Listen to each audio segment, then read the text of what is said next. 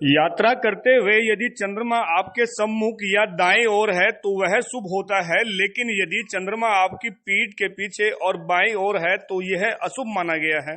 हरिद्वार के ज्योतिषी से जानिए कि चंद्रमा पीठ पीछे और बाईं ओर होने पर क्या क्या समस्याएं आती हैं। ज्योतिष शास्त्र में अनेक बातों का ध्यान रखा जाता है। कौन नक्षत्र अच्छा है, कौन बुरा है, कौन इस प्रकार से इन बातों का ही विचार करके यात्रा करनी चाहिए। और शुभ अशुभ कार्य अगर कर रहे हैं तो इसमें अवश्य ही विचार करना चाहिए। यात्रा के दौरान जब हम यात्रा कर रहे हैं तो चंद्रमा का यदि हम विचार करते हैं, चंद्रमा यदि हमारे सम्मुख होता है तो हमको एक तो यात्रा भी हमारी शुभ होती है, इसके अतिरिक्त हमें धन का लाभ भी होता है। कहीं भी जाना पड़ जाता है तो अगर वो चंद्रमा का ध्यान रखे, सम्मुख चंद्रमा यदि उसके हो तो उसको धन लाभ भी होगा और उसको सुख शांति प्राप्त होगी। और हम दाईं ओर अगर चंद्रमा है उसका भी बहुत लाभ है।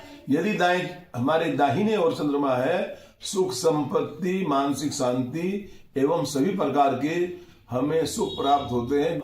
इसके अतिरिक्त यदि हमारे पीठ पीछे चंद्रमा रहता है, एक तो मानसिक अशांति, हमारे मस्तिष्क में बुरे बुरे विचार आएंगे और धन की हानि एवं स्वास्थ्य में भी गड़बड़ी हो सकती है और किसी प्रकार की भी टेंशन बाजी, किसी से वाद विवाद होने की संभावना होती है। इसके अतिरिक्त जो बाईं ओर चंद्रमा है, बाईं ओर चंद्रमा एक मृत्यु तुल्य कष्ट भी दायक भी होता है।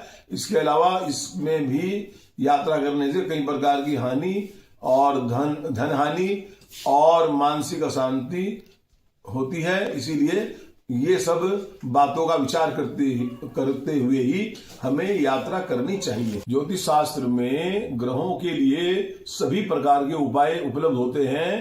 कहने का अभिप्राय यह है, अब जैसे हमने ये सब बातें बतलाई जानकारी के लिए, परंतु कोई आवश्यक कार्य भी सभी को समाज में पड़ते हैं और चंद्रमा यदि विपरीत भी है, जाना पड़ता है, तो चंद्रमा की शांति हेतु एक तो हम श्वेत वस्त्र धारण करें और मोतियों की माला गले में पहने, सफेद रुमाल ग्रहण करें और साथ ही घर से किसी पंडित जी को और अच्छे व्यक्ति को, कोई धर्म कर्म वाला व्यक्ति है, पंडित हो अच्छे, तो उनको कोई सफेद वस्तु का दान दें।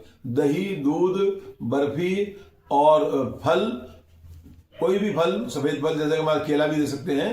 तो इस प्रकार की वस्तु यदि हम देते हैं और उससे हमारी यात्रा संपन्न अच्छी हो जाती है और चंद्रमा ग्रह का विपरीत प्रभाव नहीं पड़ता।